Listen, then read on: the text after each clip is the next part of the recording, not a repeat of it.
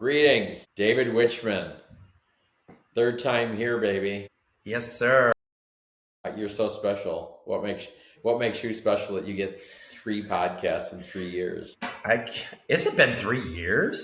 Yep, I Gosh, started just about 3 years ago. oh wow. So your Because first Evergreen, episode, yeah, my Evergreen of your Sand came out 4 years ago. yeah, but I did. We didn't do it. So your first episode was your story, Uh, and you made me cry. oh, Remember? And then the was second one was your first book, which was Evergreen of Sand, and mhm. your next book is you're the roll. Da, da, da, da, da, da, da. The Four Rooms. Yay! Yay! What's this one about? It says It's inquiry on sexual freedom and well-being. yes. Is that for like gay men or Yeah, everybody it's or I mean, just did you men? see the play on words on the back of it?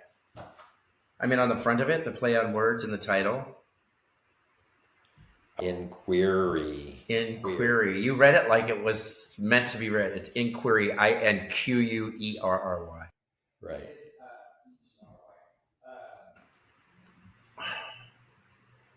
It's sort of a invitational, non-self-help, non-prescriptive book about uncovering, discovering, and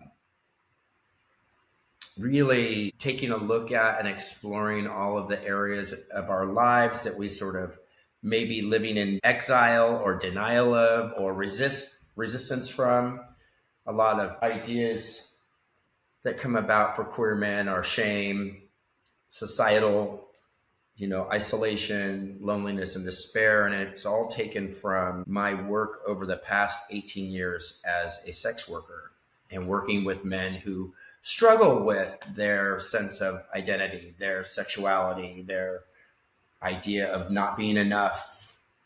I'm too fat, my dick's too small, things like that. So that's where I really wanted to speak to this very niche market, but at the same time, make it pretty inclusive. So who's your audience specifically for that book? Queer men who struggle with their sexuality. Okay. What's the biggest problem with guys? Or biggest problems? What are you finding? Um,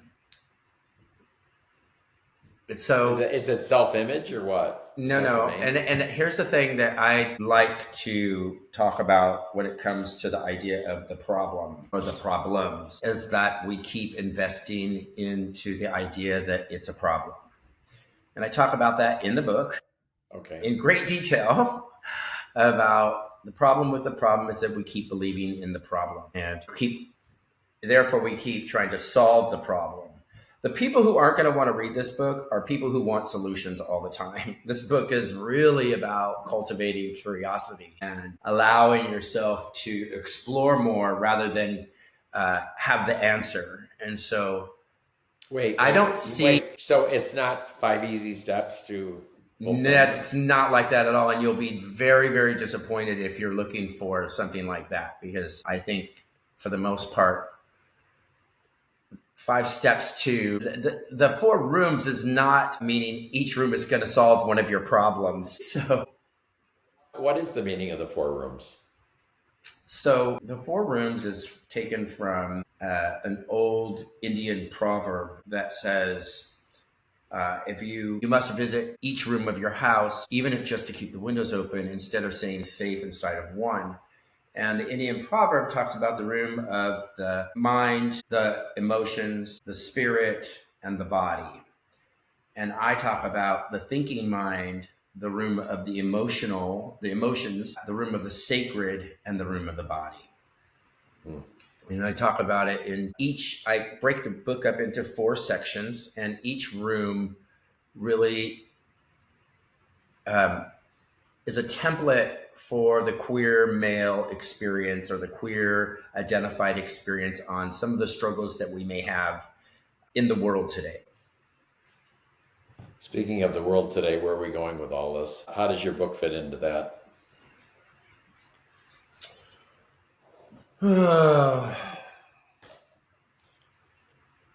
You know, Let me Before ask you. all, Let me ask you this: what are you feeling today with the political climate and everything going on? oh, it's I don't watch the news anymore, but I mean, just personally, what are you thinking? personally, I feel like it's horrifying. Okay, It's been horrifying for a very long time. right. We did get a little bit of a reprieve for a moment, but it's still horrifying. And I saw this very interesting video yesterday. And it was this woman that said, what if America isn't falling apart? What if America isn't in a hole? What if America is in a womb? What if we are in a long labor of rebirth? And I loved hearing that because I thought, wow, that's really interesting because it's inquiry, it's curiosity, Right. it's asking us to explore other possibilities, which my book does that as well. And so if I drew a parallel between the four rooms and what's happening in the world today, it is that to stay curious, to stay with an open mind, and to embrace your joy and to build resistance. My book talks about creating connection and building community and things like that. Those are all of the resilience and foundational things in order to fight fascism or in order to resist a world that seems to be burning up around us. I definitely think it is not time to pretend it's not happening. I definitely think it's not a time where we don't try to do something, some part, participate in, maybe pick one thing or two things that we care deeply about and participate in taking actions around that. Yeah, the world seemingly looks like it's burning, especially in America. But I'm hopeful. I'm also exhausted by the whole thing. Right. Well, I mean, all of the energetic gurus, I mean, they've been predicting all this for a long time, especially the year 2025, and they said it's Mm, all going to come crashing. So, mm, but it has to crash in order for something else to come out of it. mm, Because I think many of us finally realized, the good old USA isn't. We aren't necessarily the good guys. mm, There's been a lot of BS and a lot of mm, stuff done. mm, So, but I mean, it seems out of control. But mm. I don't know.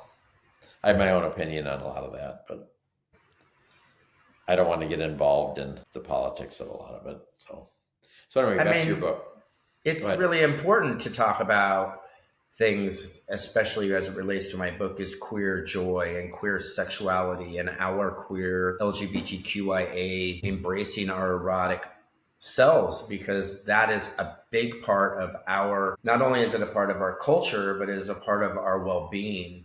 And so the title of the book says it, an inquiry on sexual freedom and well-being, and what that looks like for each person. Everybody gets to define for themselves, but at the same time, I feel like this book is mostly speaks to, at least for me personally, the niche market that I wrote this book to, almost because I have direct experience with queer men who exist not loving themselves, not feeling lovable, feeling isolated, living in a sense of despair and isolation and loneliness.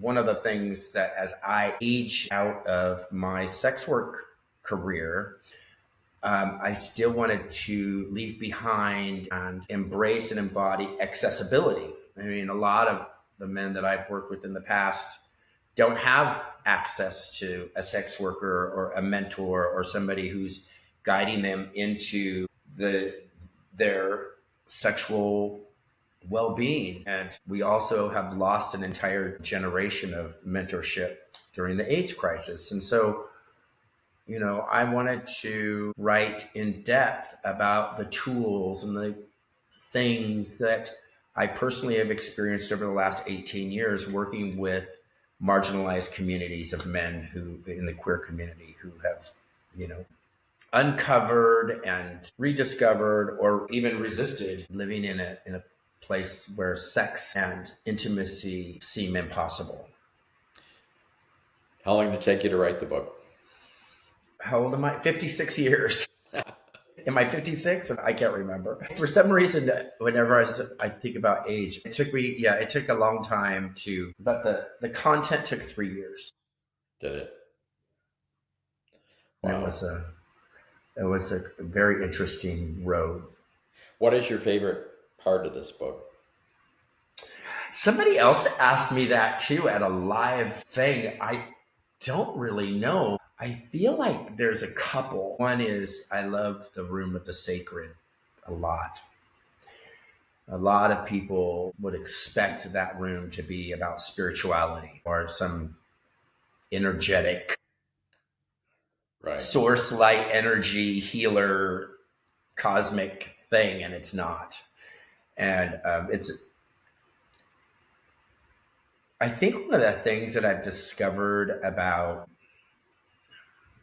intimacy and the world of intimacy wellness and the world of sex, love, and intimacy modalities of care is that what happens a lot is that the sex part gets erased. The sexual eroticism that is physical gets erased and replaced with this sense of spiritual connection.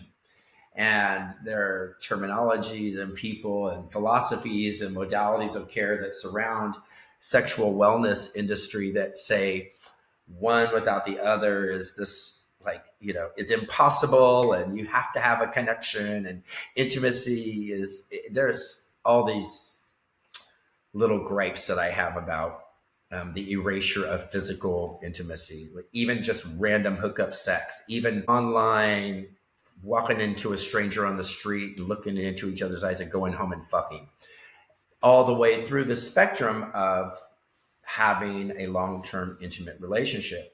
And this book never prescribes rights, wrongs, goods, or bads, any of that. But I had a lot of fun writing that because I have an opinion about it, right? And I'm Right. trying not to have an opinion in this book at all. As a matter of fact, I'm trying to keep it completely curious. So, but I have an experience, right? And so I will write about the experience and try to not write a directive or a prescription or an opinion within it. So I had a lot of fun with the Room of the Sacred. I think it's an important room. And it also really talks a little bit about where we come from, you know, our sacred heritage, our queer elders, and our sacred beings, even our sacred divas, you know, that most queer people have. So yeah, you'll have to get the book and check it out because it's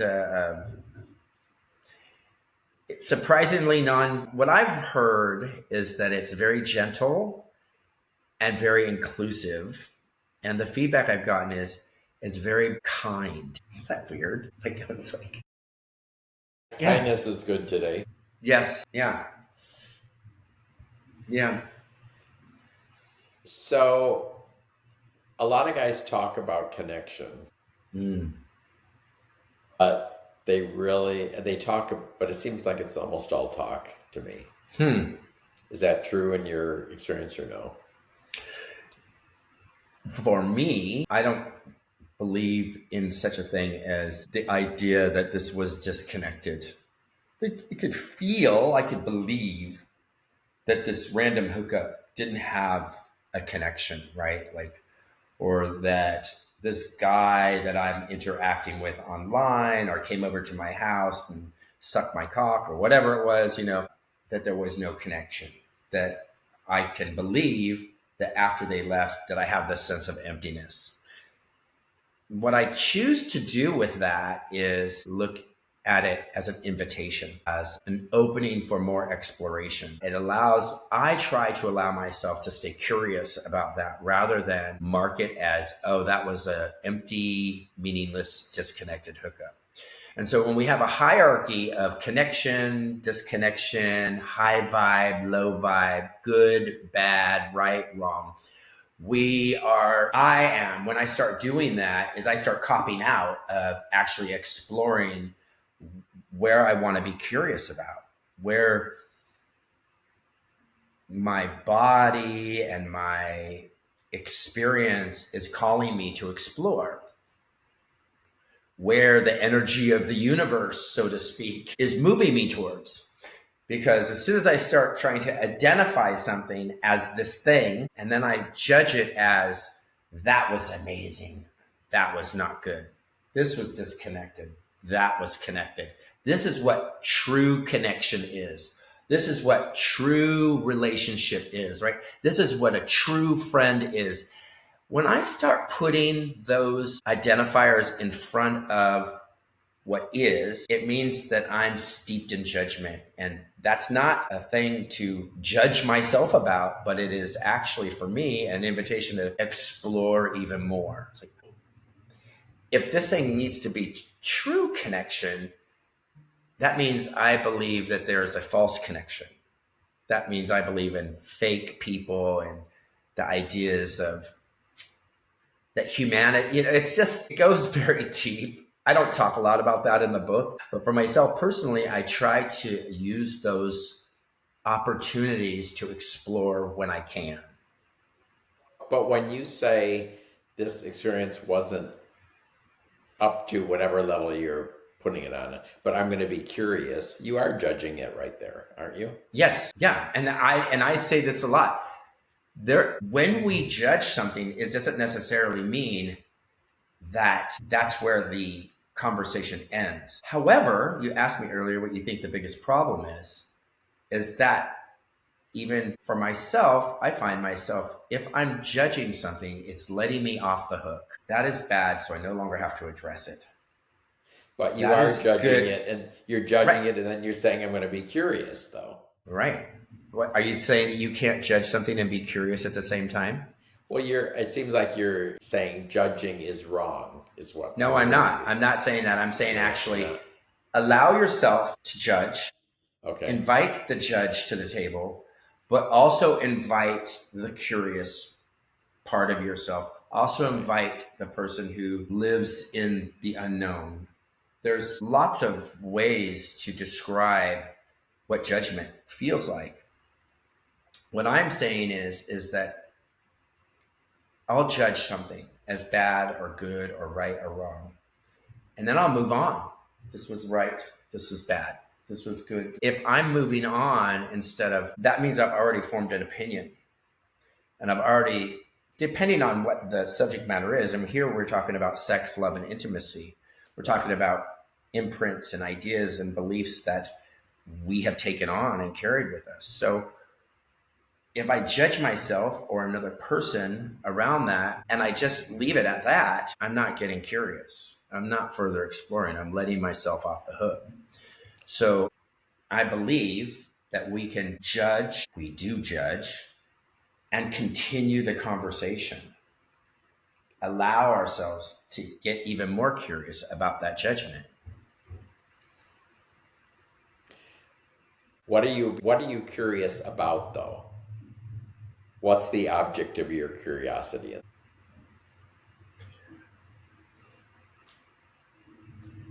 So if I've judged an experience Right. as being negative or Okay. wrong or good or bad, and it's affecting me, and I become immersed in that idea, and I attach myself to the idea of how wrong that was, and I judge it, then I start looking for justice or revenge or resolution or some sort of restoration.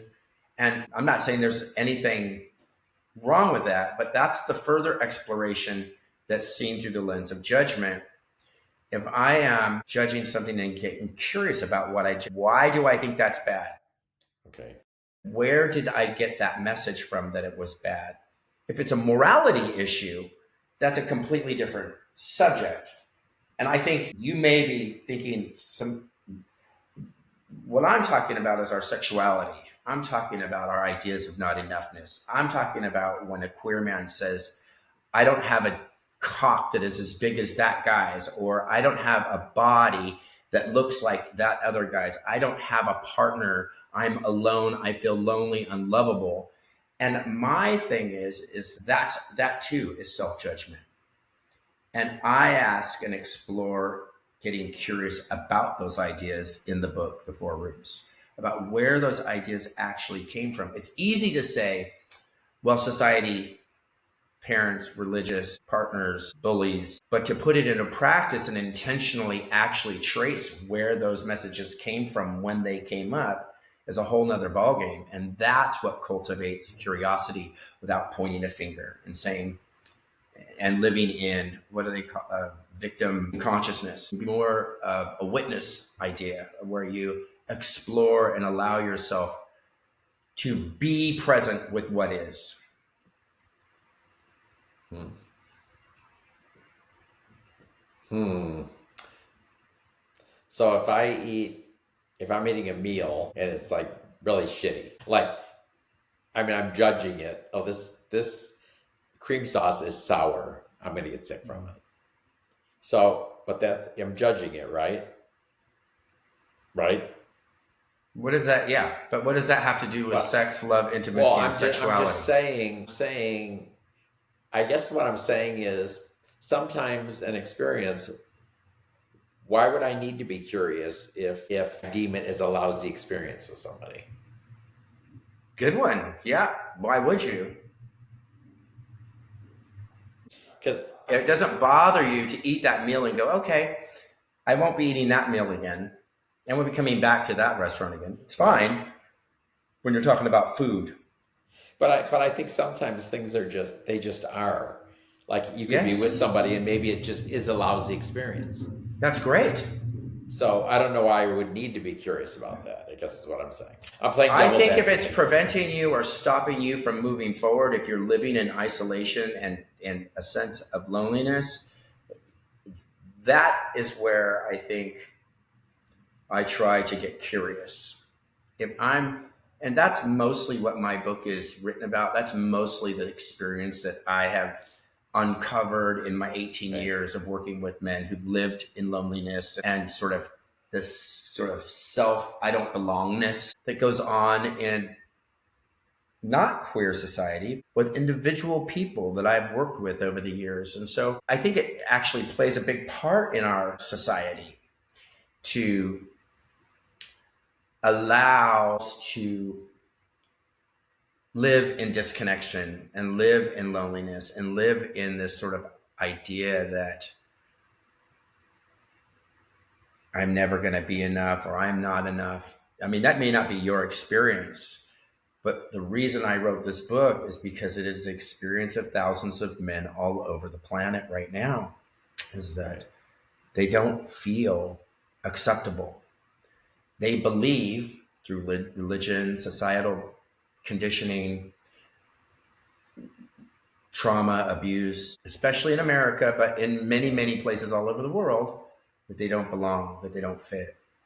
And so what I wrote the book was about was specifically about that, and trying to remain curious, because I believe what happens is we have this experience. It teaches us that we are broken or not enough.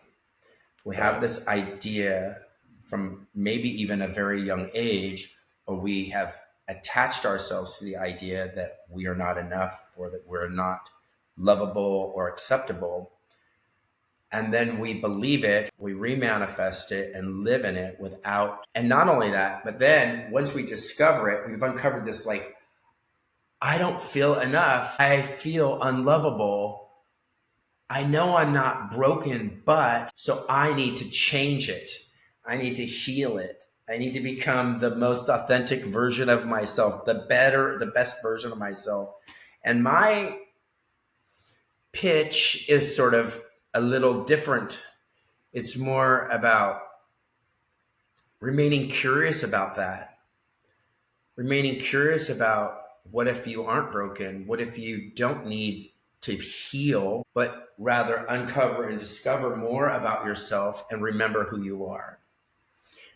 And keep remembering and keep referring back, because our expectation is when we heal, when we go for a healing, is that we will remove the imprint, that will remove the idea of not enoughness, that we will overcome the sense of inadequacy, the illusion that we are not adequate. And Right. what happens is we do this work, we get to this place physically, mentally, spiritually, and we have this sense of adequacy and this sense of enoughness, and it carries us for a little while. And we're running on it, and suddenly it comes back. Something happens. Somebody touches our wound. Somebody breaks our heart. And all of the messages of not enoughness come streaming back in one form or another, in 1,000 forms of inferiority that we live with as humans. And we think that I have to do all of this other stuff in order for it to go away. And instead, what we're doing is we're pushing down, and trying to change something that's actually the illusion in the first place. Are you saying when somebody feels lonely, that's an illusion? No, not at all. Okay. All right. No, not at all. I'm saying when somebody feels lonely, I'm asking for us, how can we feel empowered around that? How can we say, I feel lonely, I feel alone? How can we take a look at that? How can we get curious about that? Okay, I feel alone a lot. I'll be the guinea pig here. I'll be the guinea pig. All right. So then what? So what am I curious about? The fact that I'm having those feelings? That's for you to answer. I mean, really, it's, where have you not built community? What are the messages and the self-talk that are keeping you in that sense of isolation, right? So loneliness comes from a sense of isolation. Right. I see you out there, you're out and about, but I think also a lot of us feel lonely sometimes. I feel lonely too. Right. I'm not on a discovery to abolish my loneliness. I'm actually on a mission to allow my loneliness to sit at the table with my community, with my ability to interact with other people, with my ability to connect. My belief and my theory is the more we try to eliminate the loneliness or the isolation or the not enoughness, the more center stage it becomes, instead of allowing it to be right sized. What I feel like you keep referring to me with is like, well, what do I do about that? What should people do about their loneliness? It's like, I don't know. Invite it in, feed it, give it something more than this spotlight, allow it to live in a world that is included, right? If I have anger, hostility, and despair, which is happening a lot in the world right now, and I do have it, I'm not going to shame myself or try to make it go away or doom scroll. Well, I will doom scroll and try to check it out and ignore it, because it's still going to be there. It's still going to fester. What I will do is I won't not remember how sacred it is and how important it is. Huh. Yeah, the whole loneliness ideas, I've been thinking about that lately. It's kind of weird. So, but going back to what you said earlier, though, so somebody my age, a lot of that generation is gone. So from a practical standpoint, a lot of them are gone. I mean, who knows? Maybe a partner or boyfriend I would have is dead. You know what I mean? In another world, So yeah, you have that. Then we're in the Palm Springs, and I don't know, probably over half the guys are partnered or married here, right? I don't know. It's a high number. So I mean, there's some practical things of, but I mean, here I am with my 5,000, 5,100, whatever it is, close friends on one social media, and 45,000 followers on another. But still, I still feel this stuff because I want more out of life in my last chapter, I guess is what I'm saying. Sure. I think my question would be are you trying to not feel that? Do you want that to go away? No. I mean, no. I know what's there. It is. Yeah. But I'm not saying that's a constant, that it's there all the time. But it comes and it goes. Yeah. Yeah.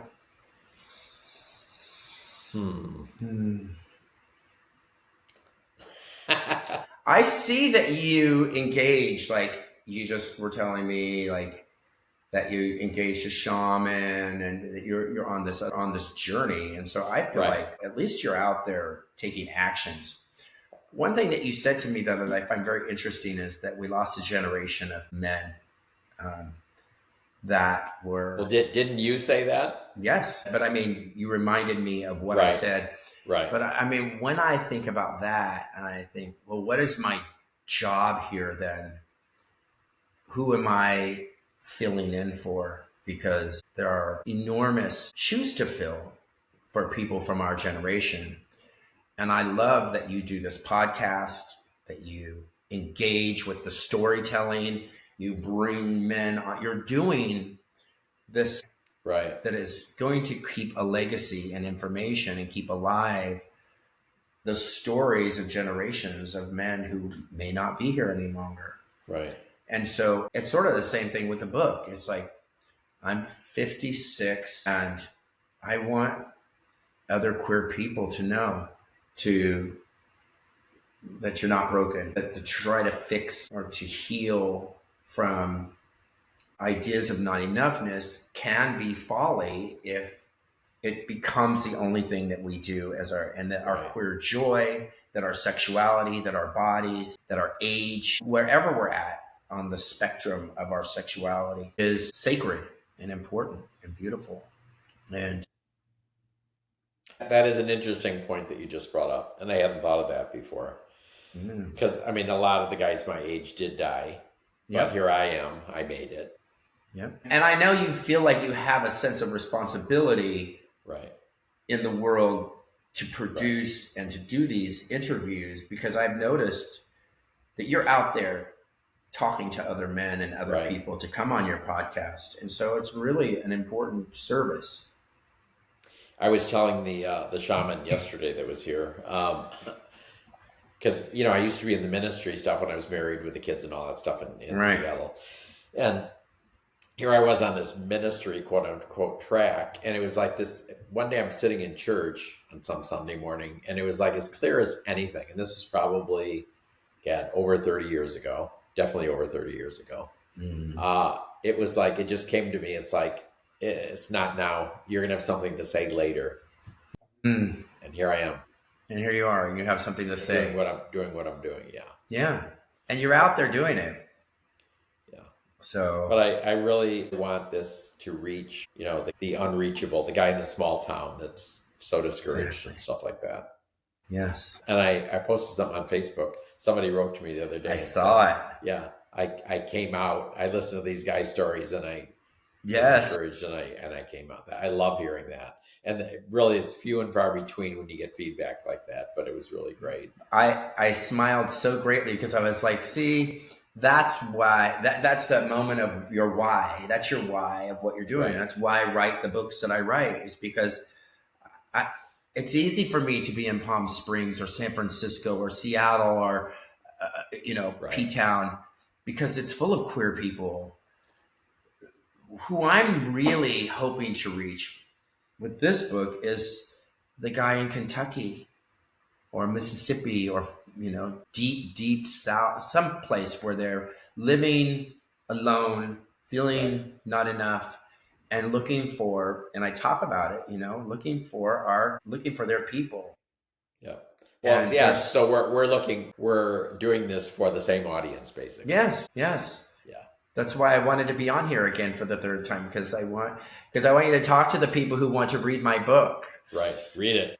Read this book. Read The Four Rooms.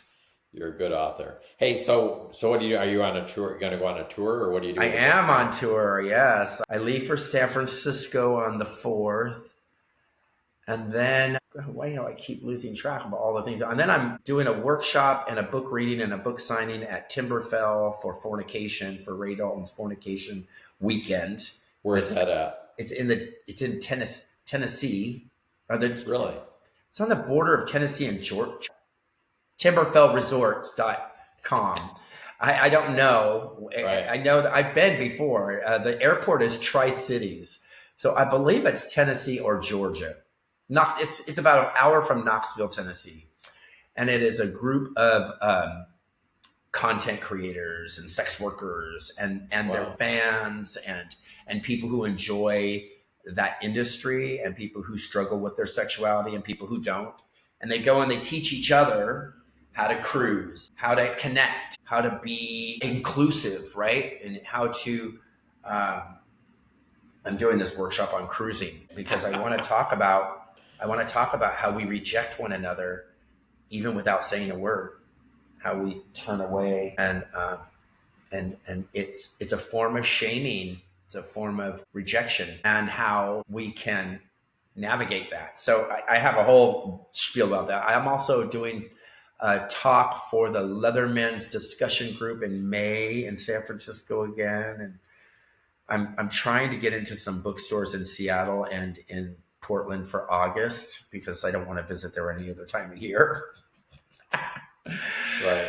Mm-hmm. Yeah, you But definitely yeah, want to hit Seattle on those 2 good months. you're right. Exactly. And I think I have a place to stay there. But if you have any connections for me for a queer bookstore where I could do a book signing, it would be great.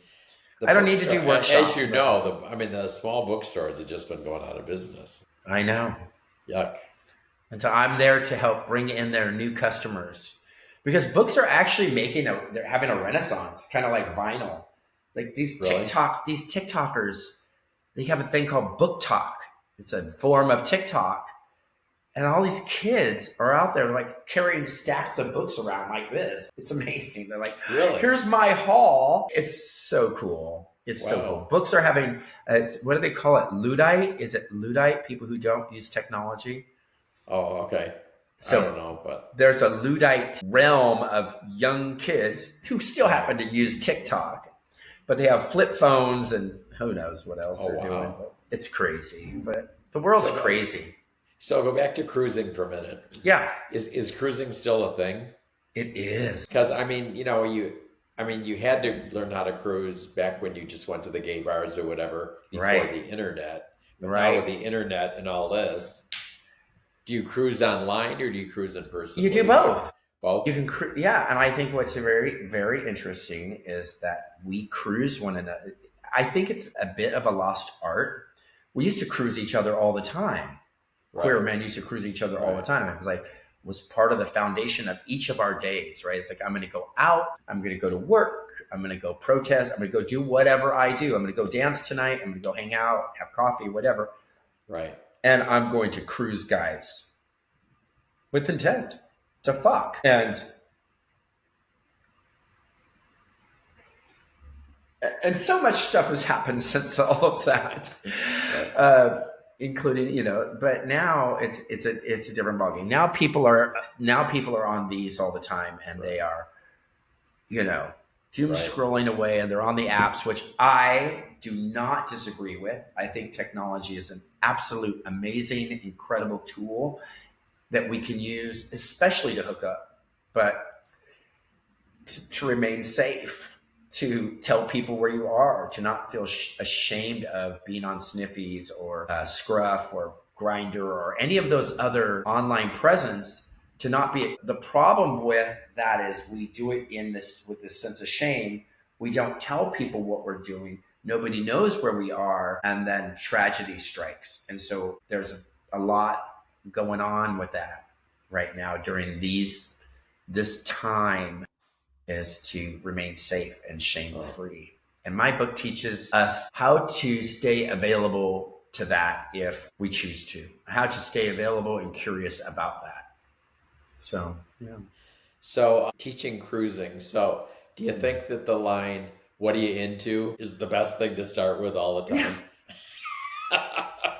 Because it's like I really. really don't. I think that No, is I don't actually, either.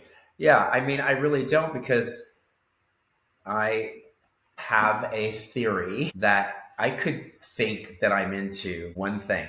I'm only into being a bottom. I'm only into being a top. I'm only into this thing and Right. really believe it, invest in it, like live my life around it. I talk a lot about this in my book, but I live my life under this with this name tag, right? I've Right. put this name tag on, and it's this thing that I'm into. I'm into this, and I'm only into this. And what happens when you do that is when I do that is I shut the door on any other ideas coming forward Right. and close down other possibilities. And my curiosity and my exploration become very narrow focused.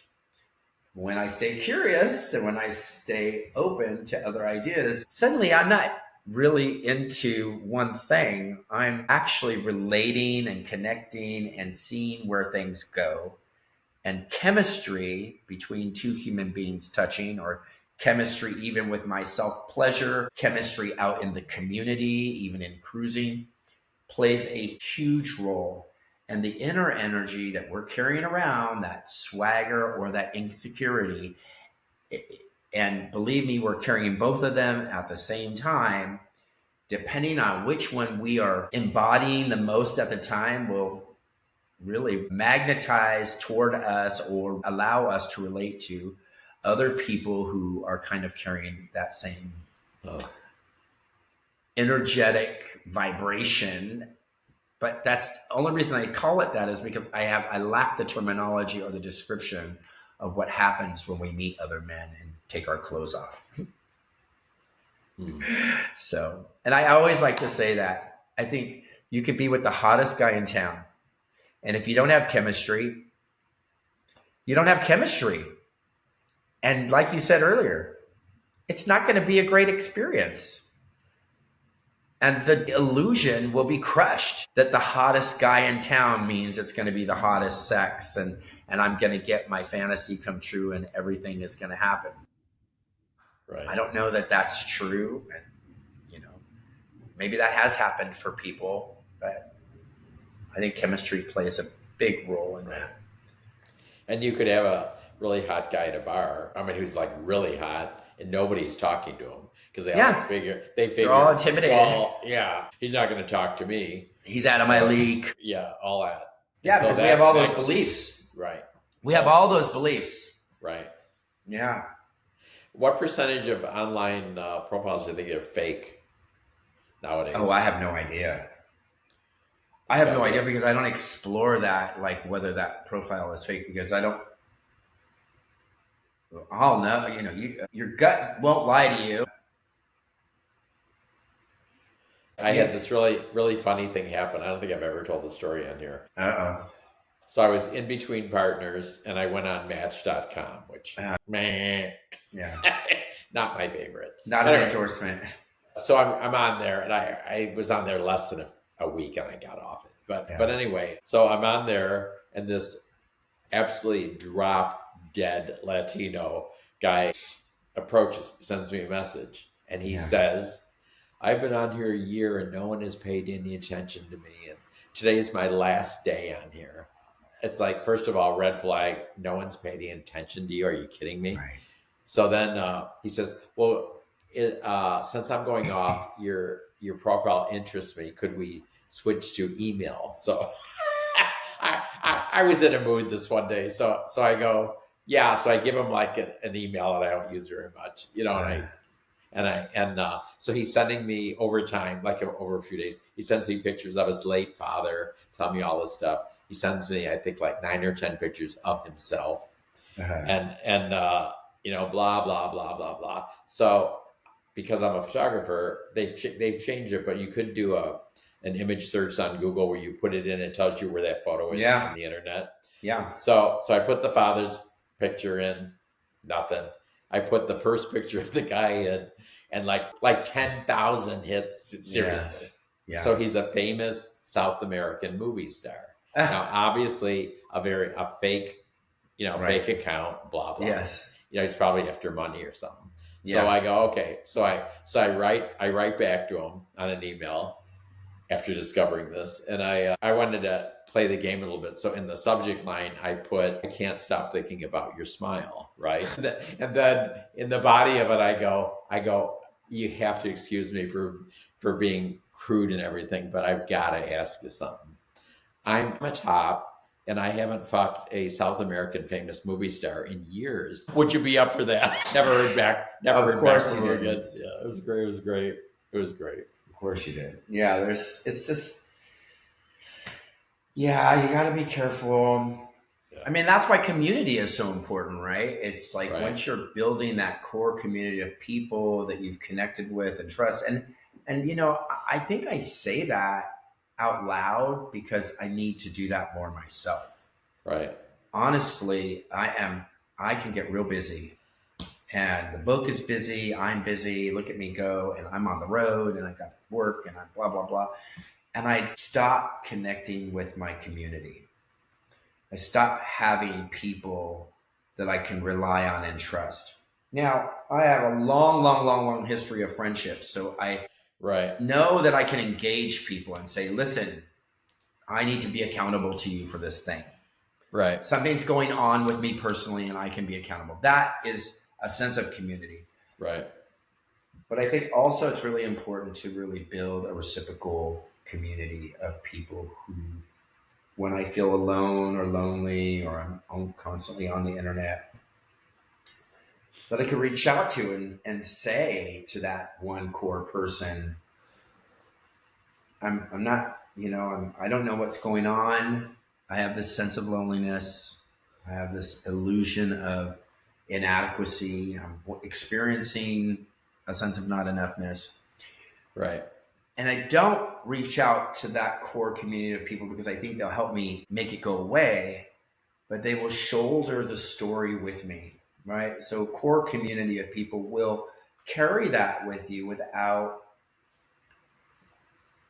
sometimes they will, co signing it, right? Right. Or making it bigger than what it is. They actually help you witness it and allow it to be put into perspective so that when you invite in those experiences and you allow yourself to sit with loneliness or to sit with inadequacy, you're able to see the rest of the space that's available, the rest of the assets that you carry.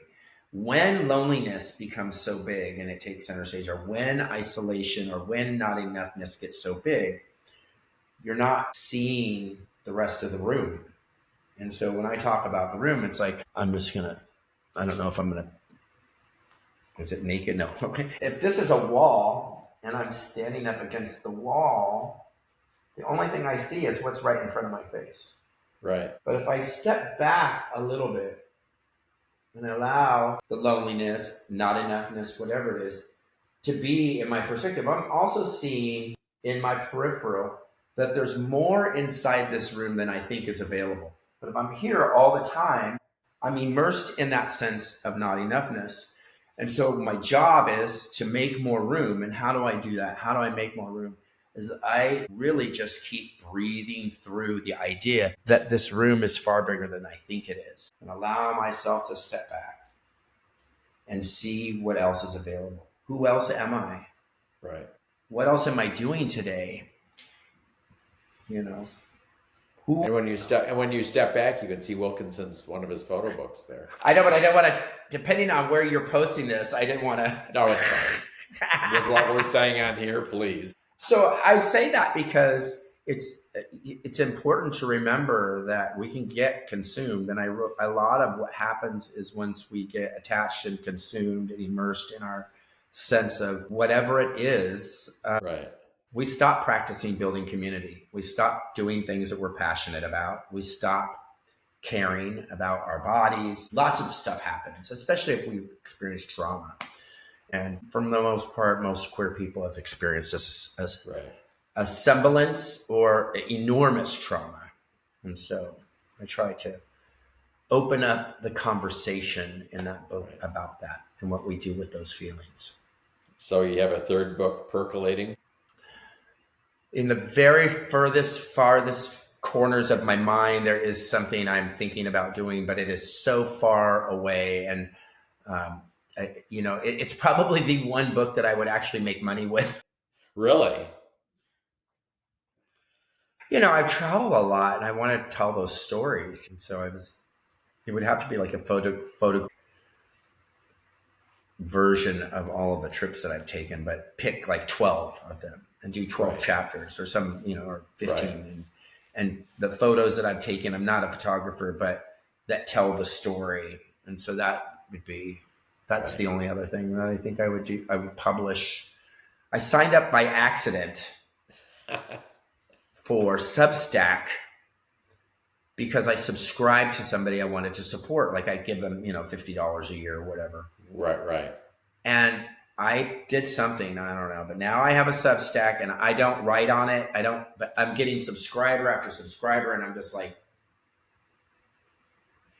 Wait, they're signing up and paying and you have no content? no. They're just, you could do free. It's a free, now I have free subscribers. I don't do so. I very rarely will read a Substack. I mean, I do read them if they're concise and, like I love Race Bannon. I love his Substacks. I also like Alexander Leone because he's amazing. He's just amazing. He's living in Europe now, but he's Australian.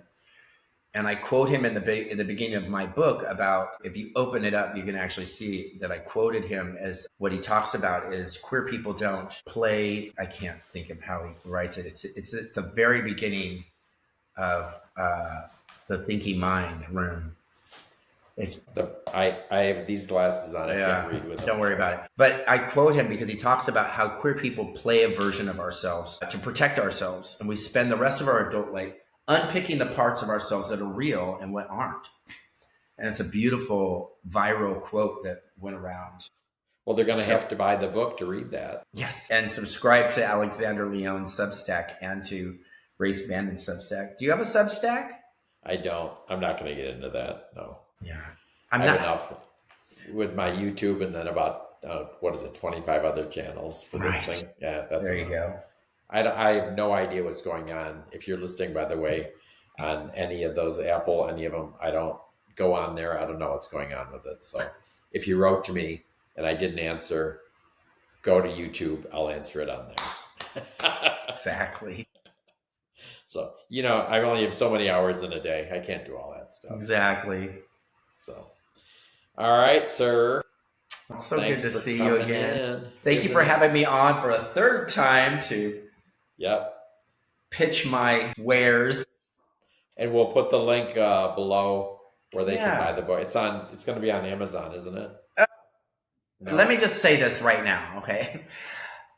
I wouldn't buy it on Amazon unless you want convenience. The reason why is I don't feel like the book is as good quality as it is from Ingram. And so if you go to my website, davidsworld.me, which would be the link that's down there anyway, I don't promote the Amazon link.